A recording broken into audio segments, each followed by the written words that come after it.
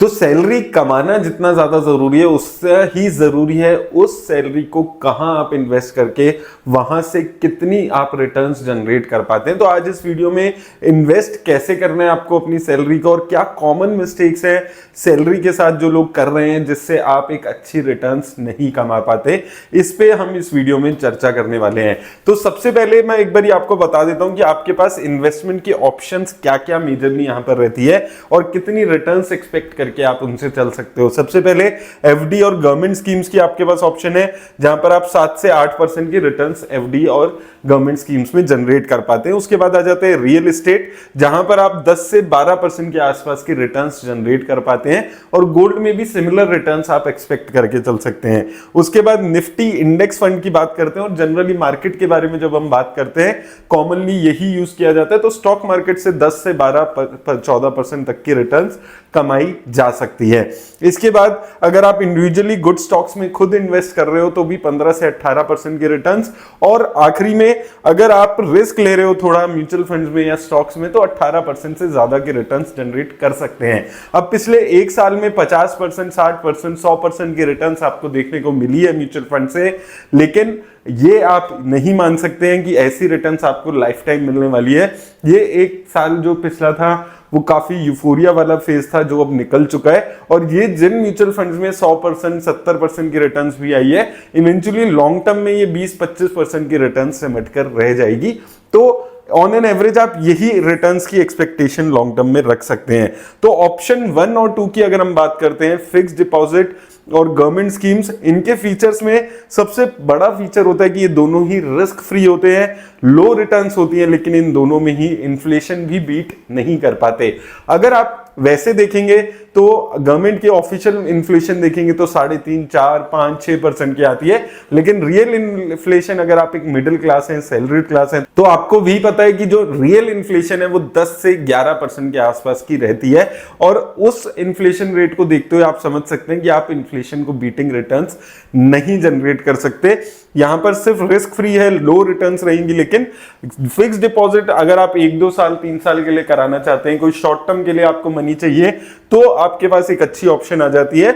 लेकिन government schemes generally long term के लिए होता है, पीपीएफ, कन्या स्कीम, इसके अलावा RBI bonds, majorly NSC certificate, majorly 5 से 10 साल के बीच के अराउंड में गवर्नमेंट स्कीम्स की टेन्योर यहां पर रहता है। तो ये दोनों स्कीम्स आपको बहुत ज्यादा अमीर बनाने वाली नहीं है। सेफ्टी सिक्योरिटी के एंगल से आप कुछ पैसा पार्क करना चाहते हैं तो ये 2 ऑप्शंस आपके पास रहती है। लेकिन अगर आपको ग्रोथ में पैसा लगाना है, ग्रोथ की रिक्वायरमेंट है आपको अपने जो पैसे हैं, तो आपको स्टॉक मार्केट की तरफ देखना जरूरी हो जाता है। रियल एस्टेट में इतना पैसा सैलरीड क्लास के पास नहीं है कि हम 2-3 घर खरीद के इन्वेस्टमेंट कर सके या बार बार अपनी इन्वेस्टमेंट को चेंज कर सके। इसलिए जो टॉप जो ऑप्शन आती है वो स्टॉक मार्केट की ऑप्शन आती है जहां पर आप एक अच्छी इन्फ्लेशन बीटिंग रिटर्न्स जनरेट कर सकते हैं। अब यहां पर आपको क्या कॉमन गलती नहीं करनी है। हाई ग्रोथ की अगर हम बात करते हैं तो सबसे पहले आता है लार्ज कैप फंड्स जहां पर इन्वेस्टर्स इन्वेस्ट करते हैं। देखिए मैं बार बार आपको यही चीज बोलते हुए आया हूं हमेशा कि लार्ज कैप फंड्स में आपको इन्वेस्ट नहीं करना है। आपको किसी से पूछने की जरूरत नहीं है, किसी म्यूचुअल फंड मैनेजर को 1-2% की कमीशन देने की जरूरत नहीं है। HUL, Reliance industries, ICICI bank, HDFC bank, Bajaj finance, ITC जैसी कंपनीज में पैसा लगाने के लिए इंडिया की जो टॉप कंपनीज हैं उनमें पैसा लार्ज कैप फंड्स आपको लगा कर देते हैं। तो कंप्लीटली आपको लार्ज कैप जो एक्टिव फंड्स हैं उनको अवॉइड करके चलना है। सेकंड ऑप्शन आपके पास आती है निफ्टी 50 इंडेक्स की। यहां पर अगर आप एक बिगिनर हैं, आपको स्टॉक मार्केट के बारे में कुछ नहीं पता है, तो यहां से आप शुरुआत अपनी पहली कर सकते हैं। लेकिन अगर आप थोड़े से पुराने इन्वेस्टर हो चुके हैं, 3-4-5 साल से इन्वेस्ट कर रहे हैं, तो आपको निफ्टी इंडेक्स को भी SIP मोड में इन्वेस्ट करने से अवॉइड करना है। निफ्टी इंडेक्स को आपको कब यूज करना है? जब जब लमसम की अपॉर्चुनिटी आएगी। लमसम की अपॉर्चुनिटी कब आती है? जब मार्केट में एक अच्छी करेक्शन देखने को मिलती है। ऐसी अपॉर्चुनिटीज का फायदा उठाने के लिए आपको निफ्टी 50 इंडेक्स में लमसम करना है। अगर आप 3-4 साल पुराने इन्वेस्टर हैं, नए इन्वेस्टर के लिए आप इन्वेस्ट कर सकते हैं। तो निफ्टी इंडेक्स में कब इन्वेस्ट करना है, ये इन्वेस्टर टू इन्वेस्टर डिफर करेगा। उसके अलावा स्मॉल कैप और मिड कैप फंड्स यहां पर आपको जरूर इन्वेस्ट करना है। कैसा भी रिस्क हो 20 से 30% पैसा जरूर यहां पर जाना चाहिए। यही रियल रीजन है जहां हम म्यूचुअल फंड मैनेजर को पैसा दे रहे हैं, अच्छे छोटी companies, mid cap companies choose करके रिटर्न्स जनरेट करने के लिए, क्योंकि यहां मुश्किल होती है रिटेल इन्वेस्टर को समझकर स्मॉल कैप मिड कैप की कौन सी कंपनी है जो लार्ज कैप बनेगी, स्मॉल कैप की कौन सी कंपनी मिड कैप बनेगी, ये सब समझने के लिए। तो जो पैसा आपको देना है म्यूचुअल फंड को, वो इनमें ज्यादा आपको बेनिफिट मिलने वाला है। तो स्मॉल कैप और मिड कैप फंड्स में आपको इन्वेस्ट जरूर करना है। कुछ कॉमन मिस्टेक जो सैलरी इन्वेस्टिंग में लोग कर रहे हैं, वो उस पे हम जरूर यहां पर बात कर लेता हूं। सबसे पहले रिट्स में इन्वेस्ट करने की लोग बात करते हैं, पीएमएस में इन्वेस्ट करने की बात करते हैं।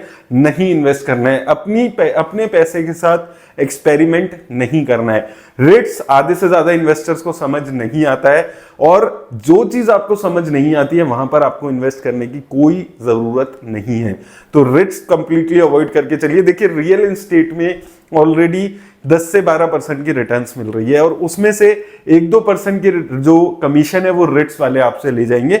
दूसरा, आपको रियल एस्टेट में नहीं पता कौन सा रिट्स कितना पैसा किस जगह पे लगा रहा है, जो उस जगह पे वो पैसा लगा रहा है कितना बेनिफिशियल रहने वाला है वहां पर पैसा लगाना, ये सारी चीजें आपको नहीं पता होता है एज ए इन्वेस्टर। तो कंप्लीटली आपको रिट्स को अवॉइड करके चलना है, सिर्फ इसलिए कि 500,000 रुपए में आप रियल एस्टेट में इन्वेस्ट कर सकते हैं, इसलिए आपको रिट्स में पैसा लगाने की जरूरत नहीं है। सिमिलरली पीएमएस बिल्कुल अवॉइड करके चलना है। आजकल जो ये पोर्टफोलियो पीएमएस हैंडल करने वाले मैनेजर्स हैं, ये यूट्यूब पे आके आपको अपना प्रोडक्ट बेचने की कोशिश कर रहे हैं, लेकिन आपको कंप्लीटली अवॉइड करना है पीएमएस को। पीएमएस म्यूचुअल फंड जैसी भी रिटर्न जनरेट नहीं कर पाता है।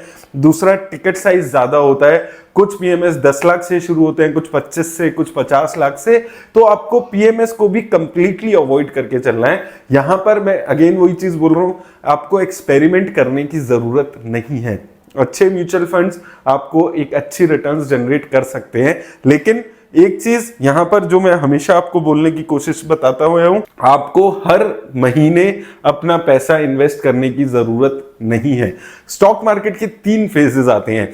एक बेयर फेज आता है जो हमने 2022 की मार्केट में देखा था, जब मार्केट कंसोलिडेशन चल रही थी, 15, 16, 17,000 की रेंज में निफ्टी इंडेक्स चल रहा था। वो पीरियड होता है जब आपको हर महीने अपना कुछ पैसा इन्वेस्ट करना होता है।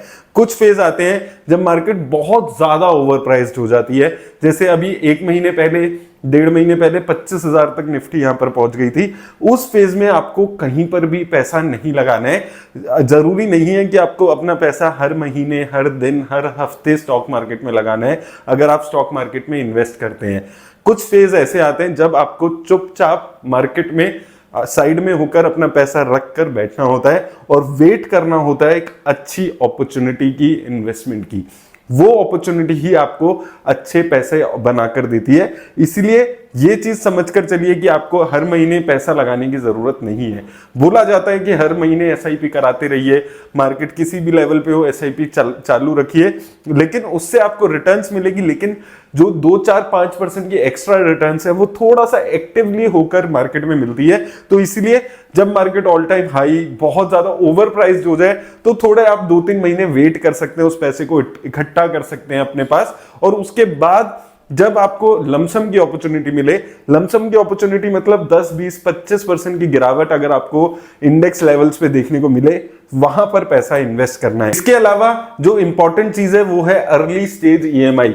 ये गलती आपको नहीं करनी है कि 15, 20, 25, 30 साल की उम्र में आपने अपनी ईएमआई शुरू करा दी, जॉब लगते ही आपने एक घर ले लिया और ये लगा कि भाई हमने तो बहुत अच्छी इन्वेस्टमेंट कर दी। ये गलती नहीं करनी है। अपनी सैलरी को बिल्कुल खुले में रखिए, इन्वेस्ट कर रही है, लेकिन कोई लाइबिलिटी मत पालिए कि आपको हर महीने इतना पैसा देना ही है। लाख रुपए की सैलरी है, 70-80 हजार रुपए की ईएमआई शुरू करा दी, ये गलती आपको नहीं करनी है। आपको एटलीस्ट 35-40 साल की उम्र तक वेट करना है, अच्छा लमसम इकट्ठा करना है, उसके बाद आप सोचिए इन्वेस्ट करना है कहाँ करना है। जब आपकी एक तो सैलरी अच्छी हो जाए, तब आपको ईएमआई बांधने के बारे में सोचना है। ईएमआई की सिरदर्दी जिसने सबसे शुरू में बांध ली है वो हमेशा लाइफ में परेशान रहा है। आप कई एग्जांपल है मेरे पास, कई लोगों के ऐसे ही कॉल आते हैं कि अब मैं बंद चुका हूं, इतने पैसे तो देने ही पड़ते हैं। वो गलती आपको नहीं करनी है। और लास्ट जो सबसे बड़ी गलती इन्वेस्टिंग में होती है, सैलरी इन्वेस्टिंग में, कि आप जो पैसा है वो फिजूल खर्चा ज्यादा हो जाता है। जैसी सैलरी बढ़ती है तो फिजूल खर्चा आपका बढ़ जाता है, ऐसी चीजों पे खर्चा होता है जहां रिक्वायरमेंट नहीं है। किसी की देखा देखी घर खरीदना है, गाड़ी खरीदनी है, महंगे कपड़े खरीदने हैं, वो गलती नहीं करनी है। समझदारी से सैलरी को इन्वेस्ट करना है। जहां पर भी एक्सपेंस करना है, जहां पर भी रिक्वायरमेंट है, एक बजटेड मैनर में इन्वेस्ट करना जरूरी है। सिर्फ आपकी सैलरी इंक्रीज हो गई है इसलिए लाइफस्टाइल चेंज करने की जल्दबाजी नहीं करनी है। तो ये कुछ की फैक्टर्स हैं जिनको आपको ध्यान में रखना है। समराइज कर देता हूं वीडियो को। अर्ली स्टेज में ईएमआई शुरू मत करना। लार्ज कैप म्यूचुअल फंड्स में, एक्टिव म्यूचुअल फंड्स में बिल्कुल इन्वेस्ट नहीं करना है। लार्ज कैप के एक बिगिनर हो तो निफ्टी इंडेक्स से शुरू कर सकते हो, और थोड़ा पुराने इन्वेस्टर हो चुके हो तो निफ्टी इंडेक्स को सिर्फ लमसम की अपॉर्चुनिटी में इन्वेस्ट करने के बारे में सोचिए। स्मॉल कैप और मिड कैप फंड्स में भी कुछ एक्सपोजर रखना जरूरी है। कोई भी रिस्क आप ले रहे हो और हर महीने सैलरी इन्वेस्ट करनी है, ये कोई लाइबिलिटी आप लोगों के ऊपर नहीं है। समझदारी से इकट्ठा करके अपॉर्चुनिटी देखकर इन्वेस्ट करिए। उम्मीद करता हूं आपको हेल्प मिलेगी। धन्यवाद।